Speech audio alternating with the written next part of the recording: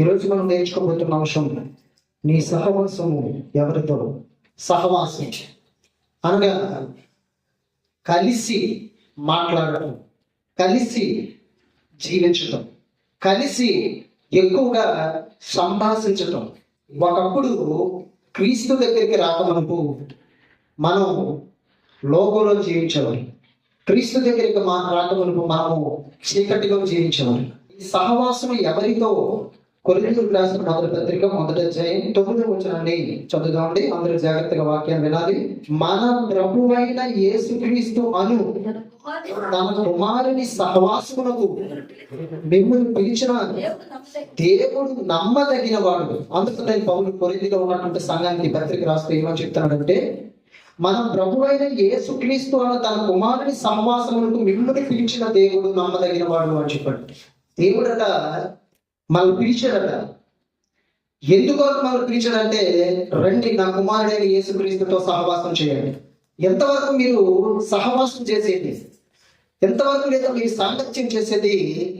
లోకస్తులతో సాంగత్యం చేశారు, లోకంతో సాంగత్యం చేశారు, పాపంతో సాంగత్యం చేశారు, లోకంలో ఉన్నటువంటి జనాలతో మీరు సాంగత్యం చేశారు. కానీ ఇప్పుడు రండి నా కుమారుడైన యేసుక్రీస్తుతో మీరు సహవాసం చేయండి అంటే, దేవుడు ఆయన సహవాసం చేయడానికి ఒక కొత్త వ్యక్తిని మనకు పరిచయం చేస్తాడు. ఒక కొత్త వ్యక్తి గురించి చెప్తాడు మనకి. ఆ వ్యక్తే ప్రభు అయిన యేసుక్రీస్తు. కాబట్టి అంతవరకు కూడా ప్రతి ఒక్కరు కూడా లోకంతో సహవాసం చేసిన వారమే. కానీ మొదటిసారి దేవుడు నిన్ను రా నా కుమారుడైన యేసుక్రీస్తుతో ఒకసారి సహవాసం చేయి. ఆయనతో సహవాసం చేస్తే ఎలా ఉంటుందో నువ్వు చూడు. ఆయనతో సహవాసం చేస్తే ఏ విధంగా నీ జీవితం మార్చబడుతుందో చూడు. నా కుమారుడైన యేసుక్రీస్తుతో సహవాసం చేయడానికి నువ్వు రా అని చెప్పి దేవుడు ఏం చేశాడంటే మనల్ని పిలుచుకున్నాడటండి. ఎలా పిలుచుకున్నాడు దేవుడు మనల్ని? సువార్త ద్వారా.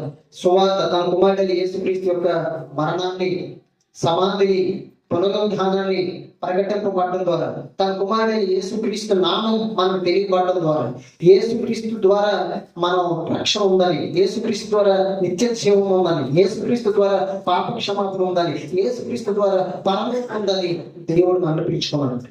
బాప్తిసం తీసుకున్న తర్వాత నువ్వు కొత్తగా పుట్టావు.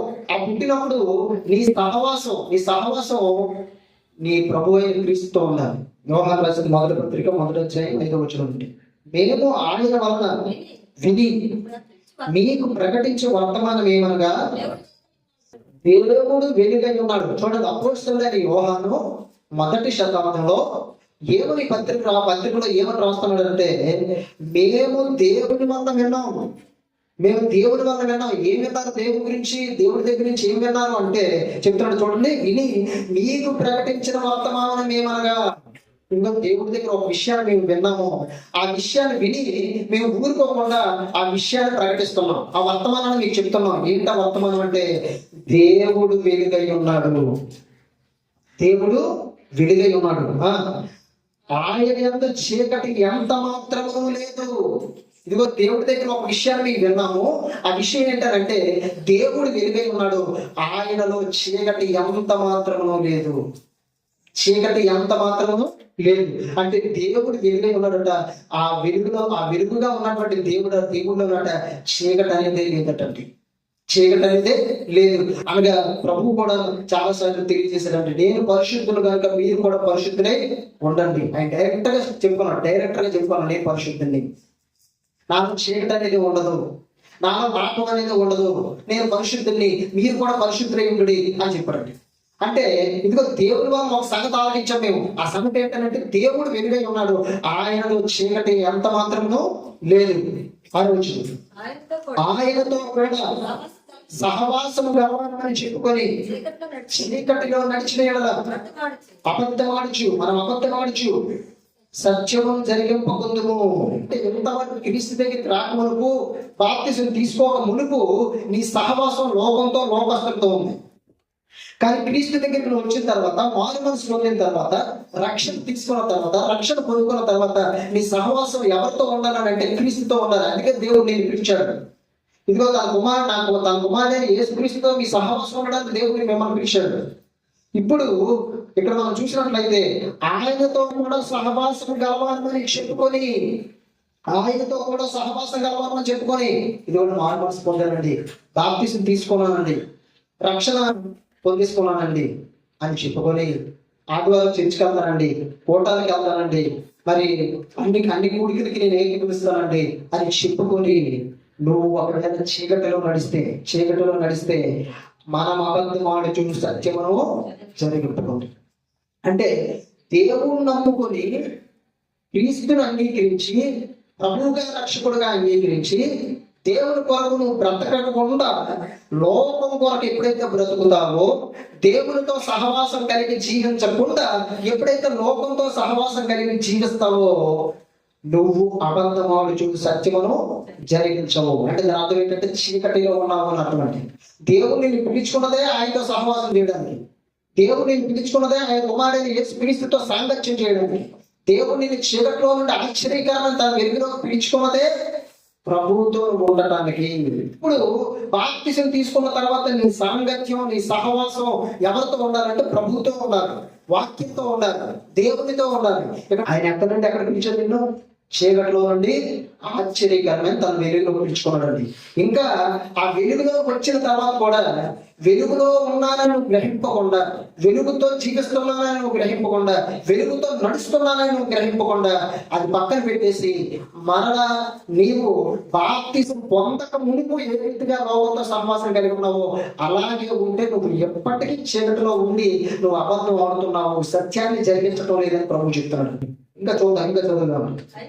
అయితే ఆయన వెలుగులో ఉన్న ప్రకారము మనము వెలుగులో నడిచిన ఎడల మనము అన్యోన్య సహవాసం కావాలని ఎందుకు?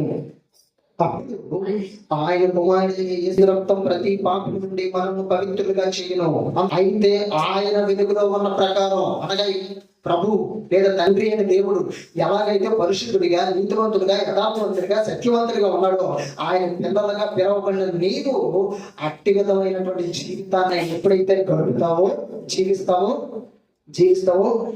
ఆయన అయితే ఆయన వెలుగులో ఉన్న ప్రకారం మనము వెలుగులో నడిచిన అంటే దేవుడు నిన్ను చీకటిలో ఉన్న నిన్ను వెలుగులోకి నడిపించాడు, వెలుగులోకి తీసుకొచ్చిన తర్వాత ఇప్పుడు నడవలసింది చీకటిలో కాదు, నడవలసింది ఎవరో నడవాలి? వెలుగులో నడాలి. వెలుగు ఎక్కడ ఉందంటే నీ చేతికి ఇచ్చాడు. ఇదిగో ఈ వాక్యమే వెలుగు, నీ వాక్యం నా పాదాలకు దీపము, నా త్రోవకి వెలుగు. అంటే నువ్వు ఎలా నడవాలో నీకు చూపించేది వాక్యం, నువ్వు ఎలా జీవించాలో నీకు నేర్పించేది వాక్యం, నువ్వు ఎలా బ్రతకాలో నీకు చెప్పేదే వాక్యం. కాబట్టి వాక్యానుసారంగా నువ్వు నడిస్తే వెలుగులో ఉన్నట్టు, వాక్య ప్రకారం జీవిస్తే వెలుగులో ఉన్నట్టు, వాక్యానికి లోపడితే నువ్వు వెలుగులో ఉన్నట్టు, వాక్యానుసారంగా బ్రతికితే నువ్వు వెలుగులో ఉన్నట్టు.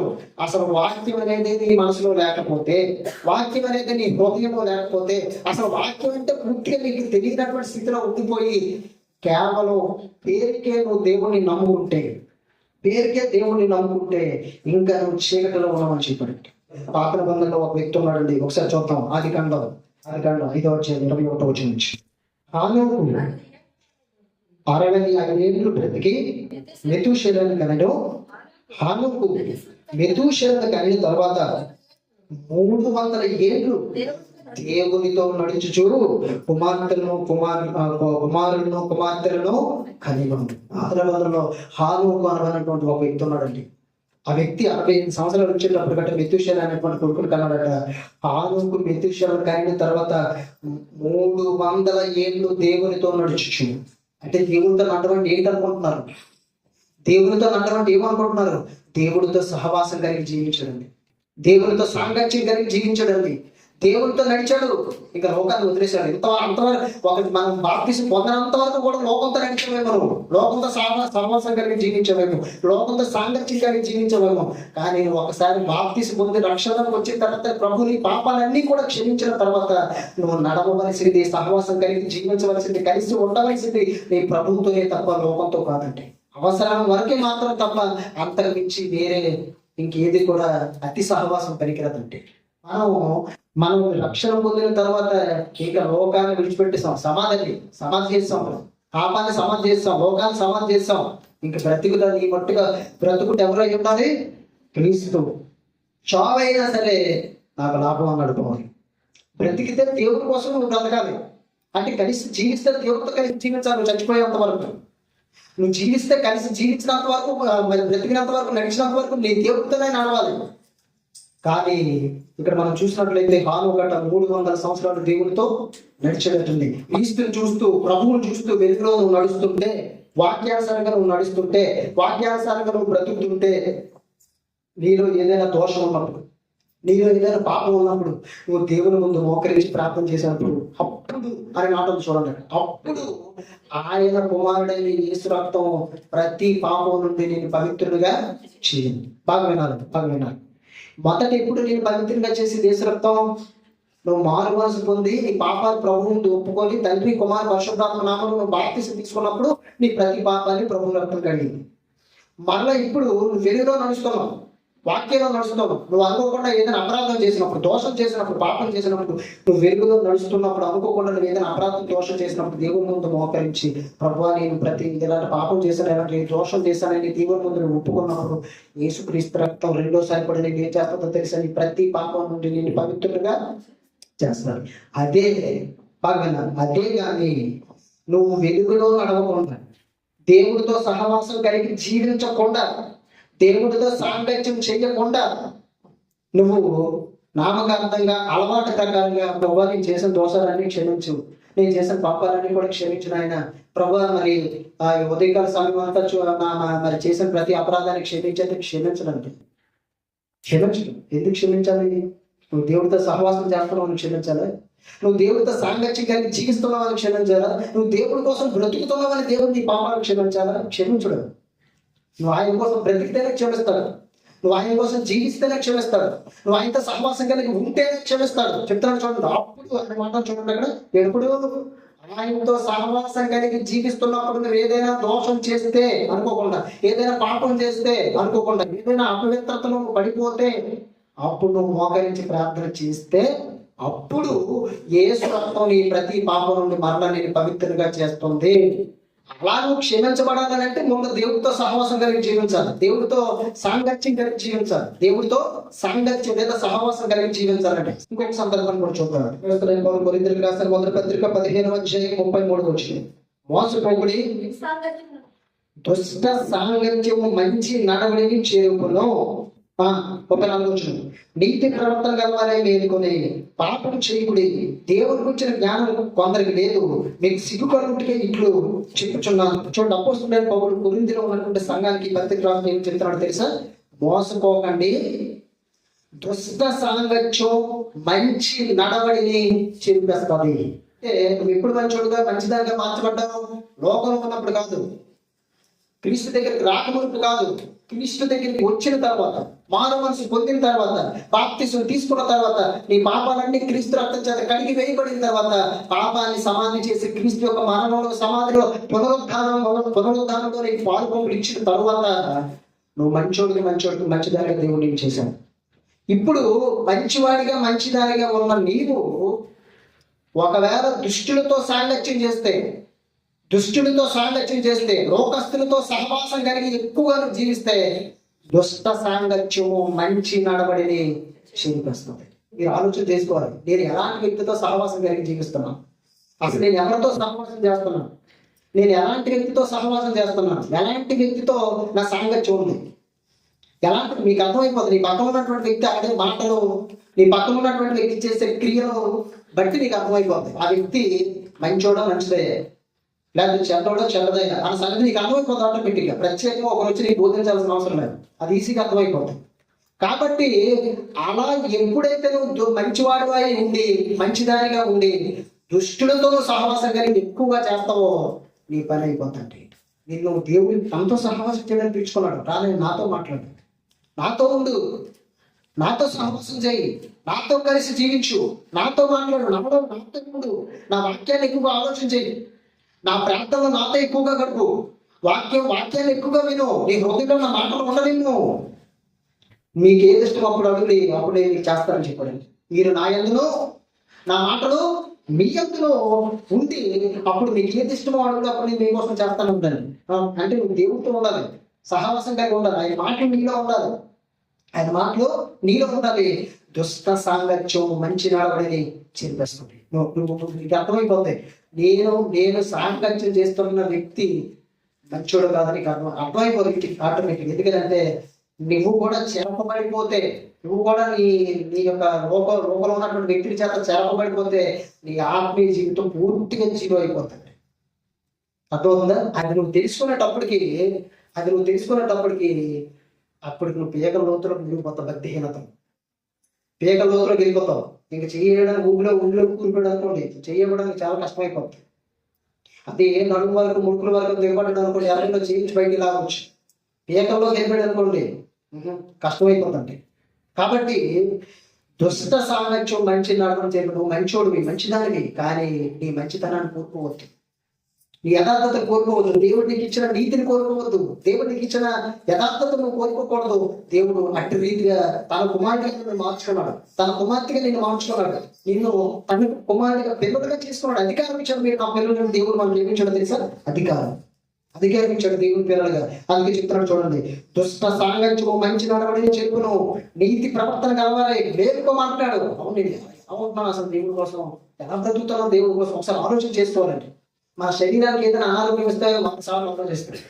మనకి ఏదైనా ఇంట్లో అవసరమైతే 1000 సార్లు ఆలోచిస్తాం. మరి మనం భక్తిలో ఉన్నామా, దేవుడితో సహవాసం కలిగి ఉన్నామా లేదో ఒక్కసారి కూడా నువ్వు ఆలోచించు.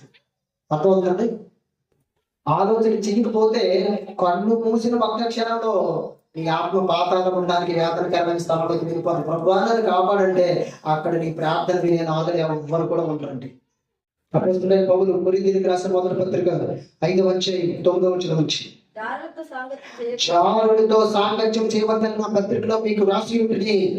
అయితే ఈ లోకపు చారులతో అయినను, లోగులతోనైనను, దోచుకున్న వారితోనైనను, విగ్రహారాధికులతోనైనను ఏమాత్రము సాంగత్యం చేయవద్దని కాదు.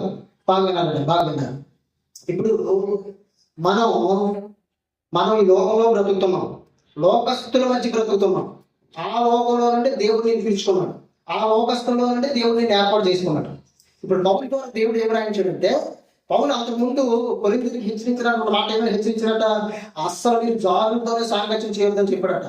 మరలా దేవుని చేత ప్రేరేపినప్పుడు కూడా ఏమని రాస్తున్నాడంటే, అయితే ఈ లోకపు జారులతోనైనను, లోగులతోనైనను, దోచుకున్న వారితోనైనను, విగ్రహారాధికులతోనైనను ఏమాత్రము సాంగత్యం చేయవద్దని కాదు, అలాగైతే మీరు లోకంలో నుండి వెళ్ళిపోవలసి వచ్చాను కదా అన్నాడు అండి. అంటే నువ్వు ఇప్పుడు క్రైస్తవులుగా ఉన్నటువంటి మీరు లోకస్తుల మధ్య, మనం లోకస్తుల మధ్య బ్రతుకుతున్నాం, లోకులతో బ్రతుకుతున్నాం, లోకస్తులతో కలిసి ఉంటున్నాం, అయితే ఇక్కడ ఏమని చెప్పాడు? జారులతోనైనను, లోబులతోనైనను, దోచుకున్న వారితోనైనను, విగ్రహారాధికులతోనైనను ఏమాత్రము సాంగత్యం చేయవద్దని కాదు అన్నాడండి. ఏమాత్రము సాంగత్యము చేయవద్దని కాదు అంటే సాంగత్యము లేదా సహవాసం అనేటువంటిది ఏమాత్రం చేయాలి? అది ప్రశ్న. ఇక్కడ లోకస్తులతో, లోబులతో, దోచుకున్న వారితో, విగ్రహారాధికులతో వీళ్ళందరితో ఏమాత్రం సహవాసం చేయాలి? ఏమాత్రం సహవాసం చేయాలంటే తగు మాత్రం వరకే సహవాసం చేయాలి. ఎంతవరకు? తగు మాత్రం వరకే. నిరంతరం సహవాసం చేసావు అనుకో, నువ్వు భక్తికి చాలా దూరం అయిపోతుంది. నీకు అర్థమైపోతుంది కొన్నాళ్ళకి. అప్పుడే అర్థమవుతుంది. కొన్నాళ్ళు పోయాక నీ భక్తి జీవితం ఏంటో, అసలు నీ పరిస్థితి ఏంటో పూర్తిగా అర్థమైపోతుంది. నీకు అర్థమైపోయే స్థాయికి నువ్వు ఏకలోతులో మునిగిపోతావు. అక్కడికి వెళ్ళిపోతావు ఆ టైంకి. ఇప్పుడు చెప్తున్నాను చూడండి, 11వ వచనం.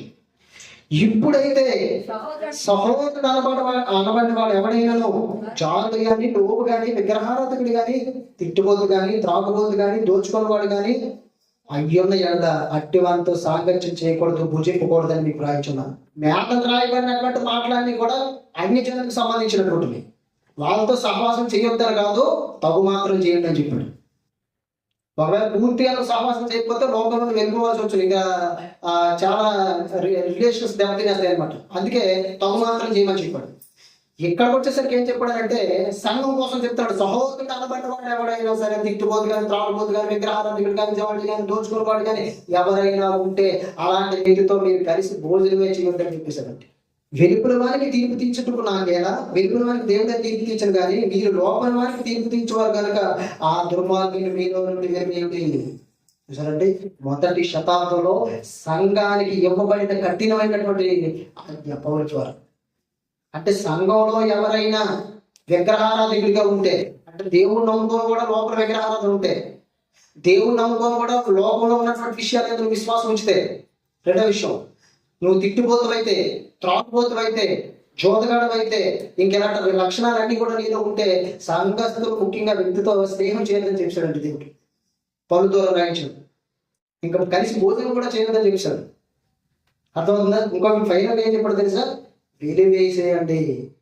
ఎంత కఠినమైనటువంటి పరిస్థితి చెప్పాడు అంటే, క్రీస్తును నమ్మిన నీవు నీ సహవాసం, నీ సాంగత్యం ఎలా ఉండాలంటే ప్రభుత్వం ఉండాలి ఎల్లప్పుడు, ప్రభుత్వం ఉండాలి ఎల్లప్పుడు, వాక్యంతో ఉండాలి ఎల్లప్పుడు, దేవుడితో ఉండాలి ఎల్లప్పుడు. నామకార్థంగా ఏదో వచ్చాలి, నమ్ముకున్నాలి, వెళ్ళాలి అనకూడదు. భక్తి భావన నీ హృదయంలో మెలగాలి, భక్తి భావన నీ హృదయంలో స్టార్ట్ అవ్వాలి, భక్తిలో నడుస్తుండాలి. నీ హృదయంలో దేవుడు ఉండాలి, లోకం కాదు. నీ మనసులో దేవుడు ఉండాలి, లోకం కాదు. లోకస్తు సహవాసం చేయొద్దని అర్థం కాదు. సహవాసం చెయ్యాలి. ఎంతవరకు? కొంతవరకు. లిమిట్ వరకు ఉండాలి. అన్లిమిటెడ్ అయిపోకూడదు. అన్లిమిటెడ్ అయిపోయావంటే ఆ తర్వాత నీకు ఇంకా నరకంలో అన్లిమిటెడ్ అయిపోతుంది. ఇంకా అక్కడి నుంచి బయటకు రావాలి. మరి జీవితం అక్కడే ప్రభు వచ్చిన వరకు. ప్రభు వచ్చిన తర్వాత ఏమైనా నీ జీవితంలో మార్పు వస్తుందంటే సేమ్ ఎలాంటి శరీరాన్ని ఇస్తాడు, తీర్పు జరిగిస్తాడు. ఇదే ఆయన శరీర క్రియలు జరిగించావు, మొదట ఆత్మ పంపించేసాను, శరీర క్రియలు జరిగించావు, సైన్ చేస్తే పంపించండి, నరకంలో పంపించేస్తాడు. కాబట్టి ఈ భూమి మీద బ్రతుకున్న నీవు నీ వ్యక్తిగతంగా భక్తి భావన, భక్తి విషయం నీకు నువ్వే సాధకం చేసుకోవాలని చెప్పాడు. నీకు నువ్వే సాధకం చేసుకోవాలి. అంటే ప్రార్థనలో నేను ఎదగాలన్న ఆలోచన, భక్తిలో నేను ఎదగాలన్న ఆలోచన, వాక్యంలో ఎదగాలన్న ఆలోచన, దేవుళ్ళు ఎదగాలన్న ఆలోచన నీ హృదయంలో ఉండాలి. నీకు నువ్వుగా ప్రాక్టీస్ చేసుకోవాలి. భక్తి కోసం నీకు నువ్వుగా ప్రాక్టీస్ చేసుకోవాలి. నీకు నువ్వుగా సాధకం చేసుకోవాలి భక్తి కోసం. అట్టి విధంగా చేయాలి. ఆ విధంగా దేవుడితో సహవాసం కలిగి జీవిస్తే అన్యోన్య సహవాసం కలవారమై ఉందము. ఆయనతో కూడా నువ్వు సహవాసం చేస్తే అన్యోన్య సహవాసం కలవారమై ఉందము. కాబట్టి నామకార్థమైనటువంటి భక్తి జీవితాలు జీవించొద్దు. నువ్వు చచ్చిపోయినట్టే పాతాళానికి అయిపోతావు. మనం జీవిస్తున్నది, మనం ఆరాధిస్తున్నది జీవం కలిగిన దేవుణ్ణి. కాబట్టి నువ్వు భక్తి చేసావంటే, ఆదివారం వచ్చావంటే, కూటాలకు వచ్చావంటే, ఇంటి దగ్గర ప్రార్థన చేసుకున్నావంటే నీకు భక్తి భావన కనిపించాలి. నీ హృదయంలో మెరుగుతుండాలి. అది నీకు దేవుడితో దగ్గరగా ఉంటే ఆటోమేటిక్ నీకు అది తెలిసిపోతుంది, ఆ ఫీలింగ్ తెలిసిపోతుంది. దేవుడు దూరం అయిపోతే మాత్రం క్రైస్తవుడు అనిపించుకుంటాం అంతే, కానీ లోపల అసలు భక్తే ఉంటుంది. అర్థమవుతుందండి? ఆ విధమైనటువంటి జీవితాన్ని ప్రతి ఒక్కరు దేవుడికి దగ్గరగా బ్రతకాలి.